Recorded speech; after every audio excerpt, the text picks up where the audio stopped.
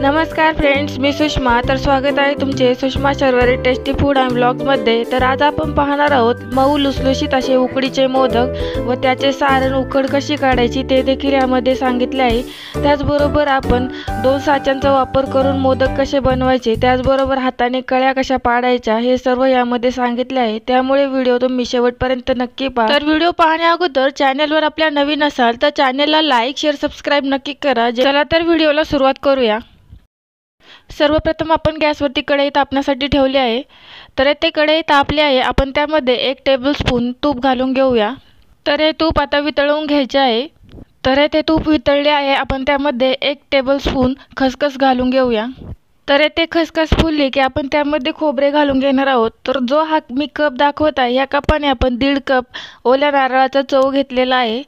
तर आता ते खसखस आपली फुललेली आहे. आपण त्यामध्ये ओल्या नारळाचा चव घालून घेऊया. तर हा ओल्या नारळाचा चव आपल्याला आता परतवून घ्यायचा आहे. जास्त नाही परतवायचा, फक्त त्यामधले मॉइश्चर कमी होईल इतपत आपल्याला परतवून घ्यायचा आहे.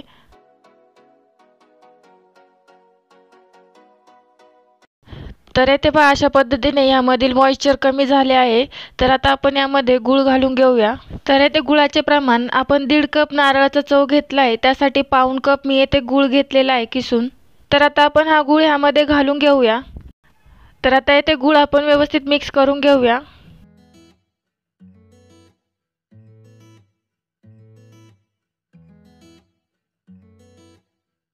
तर येथे पहा, नारळाच्या चवामध्ये गूळ व्यवस्थित मिक्स झालेला आहे. आता आपण त्यामध्ये थोडेसे जायफळ किसून घालूया. जायफळ जास्त नाही घालायचे, एकदम थोडेसे किसून घालायचे.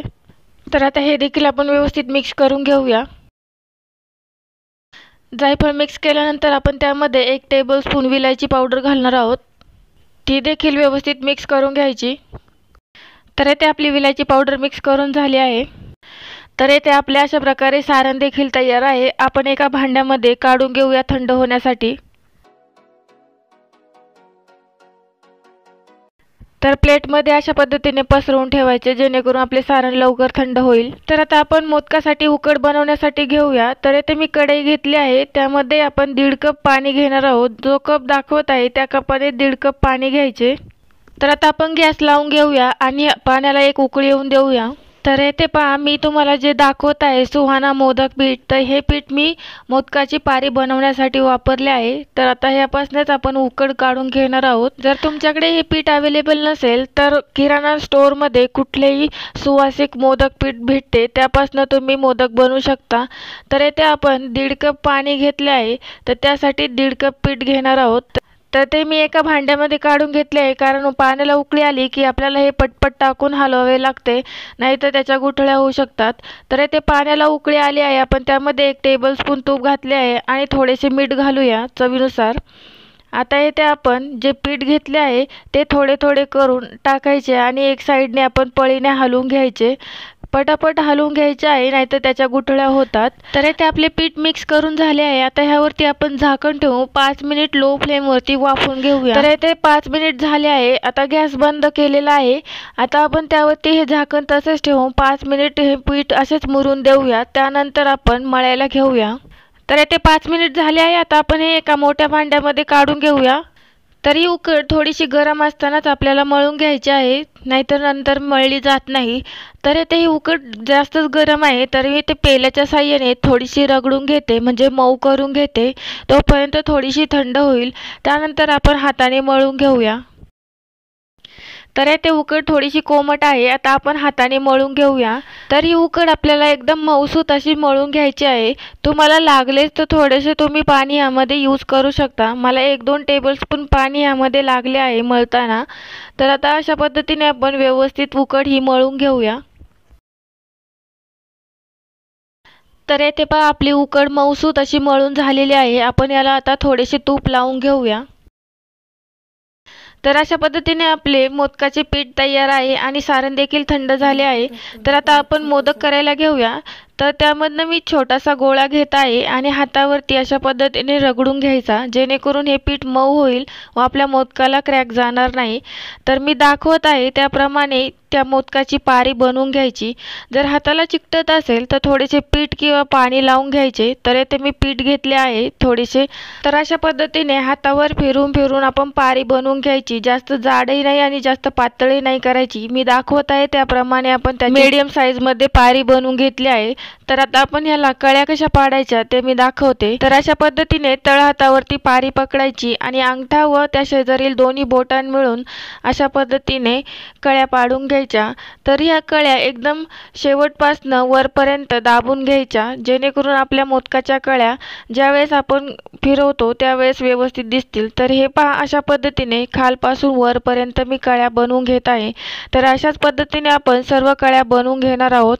तर अशा पद्धतीने आपल्या पारीला कळ्या पाडून झाल्या आहेत। आता आपण त्यामध्ये सारण भरून घेऊया। तर इथे पहा सारण भरून झाले आहे।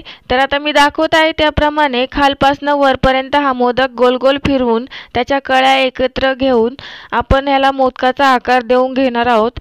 तर सारण वर येत असेल तर अशा प्रकारे बोटाच्या साहाय्याने खाली थोडेसे प्रेस करायचे व मोदक एकत्र जुळवत आणायचा व त्याला मोदकाचा आकार देऊन घ्यायचा। तर अशा पद्धतीने आपला मोदक तयार आहे। आता आपण दुसरी पद्धत पाहूया, साच्याच्या साहाय्याने मोदक कसा बनवायचा। तर इथे पहा मी हा साचा यूज करत आहे। तर ह्याला आता आपण तूप लावून घेऊया। तूप लावल्यानंतर हा साचा अशा पद्धतीने जुळवून घ्यायचा।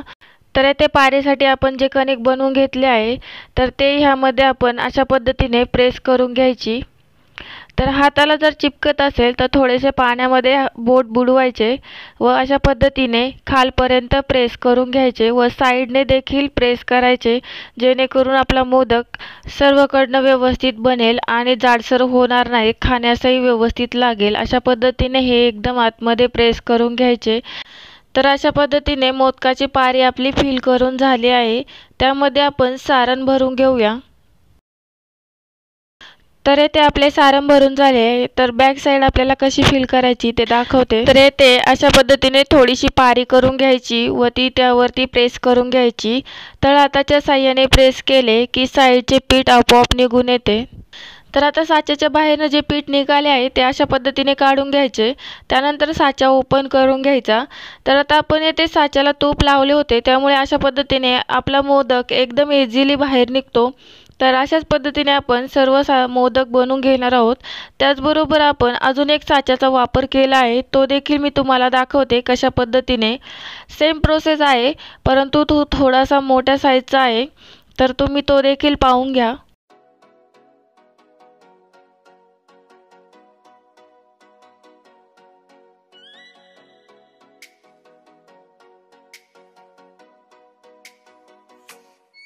Oh, let me up with a bright smile on now.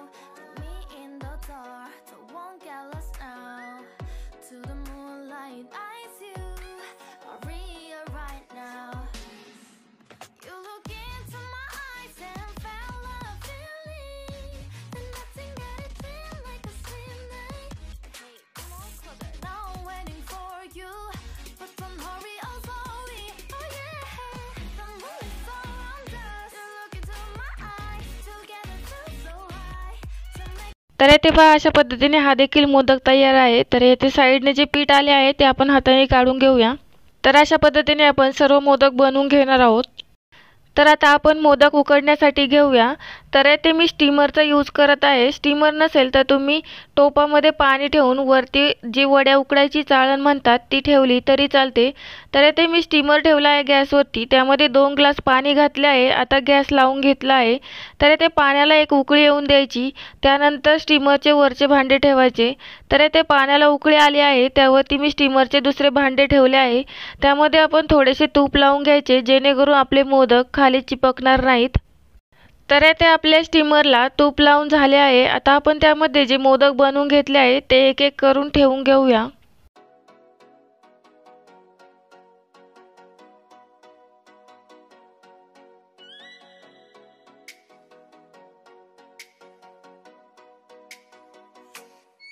oh, let me up with a bright smile on now. तर मोदक ठेवताना अशा पद्धतीने मध्ये मध्ये थोडासा गॅप ठेवायचा, जेणेकरून हे जेव्हा वाफवले जातात तेव्हा थोडेसे फुलतात, तर ते एकमेकाला चिपकू नये त्यासाठी. तर इथे मी मोदकाच्या वरनं येलो फूड कलर घालत आहे. माझ्याकडे केशर अवेलेबल नव्हते म्हणून मी फूड कलर वापरत आहे. तुमच्याकडे केशर असेल तर तुम्ही केशर लावू शकता. तर आता ह्यावरती आपण झाकण ठेवून मीडियम फ्लेमवरती 10 ते 15 मिनिट आपण ह्याला वाफवून घेणार आहोत. तर इथे 15 मिनिट झाले आहे. मी गॅस बंद करून घेत आहे. गॅस बंद केल्यानंतर मोदक मी लगेच काढले नाही, 5 मिनिट मी तसेच राहून दिले. तर इथे 5 मिनिटानंतर पहा आपले मोदक एकदम व्यवस्थित पद्धतीने वाफवले गेले आहेत. तर इथे मोदक असलेले स्टीमर आपण खाली काढून घेतले आहे थंड होण्यासाठी. तर इथे मोदक थंड झाले आहेत. आता आपण मोदक एका भांड्यामध्ये काढून घेऊया.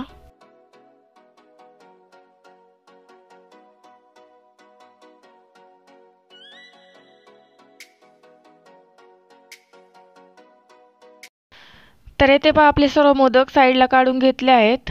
तर अशा पद्धतीने आपले एकदम मऊ लुसलुशीत असे मोदक तयार झालेले आहेत. तर मी येथे तुम्हाला एक मोदक कट करून दाखवते.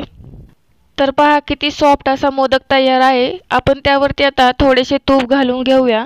तर हे मोदक तुपासोबत खाल्ले की एकदम टेस्टी लागतात.